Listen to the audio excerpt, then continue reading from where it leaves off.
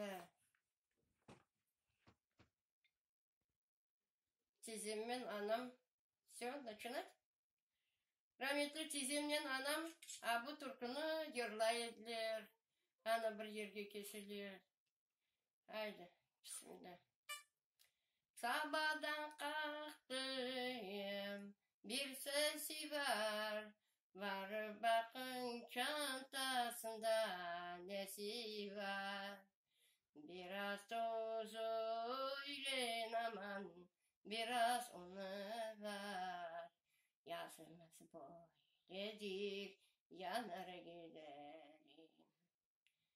Egil annem, egil, elin öpeyim.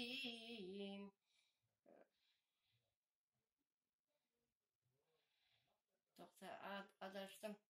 Egil annem, egil, elin öpeyim. Emdi sütlerim, el aldı diyem.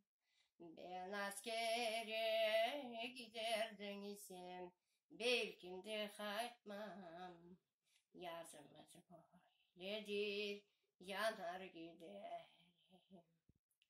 Gökteki yıldızları sayan olur mu? Benim derdimden bilen olur mu?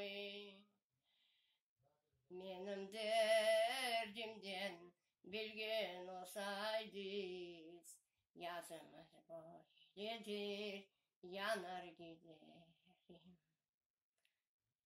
Başkasını bilmiyorum, şunu bileyim.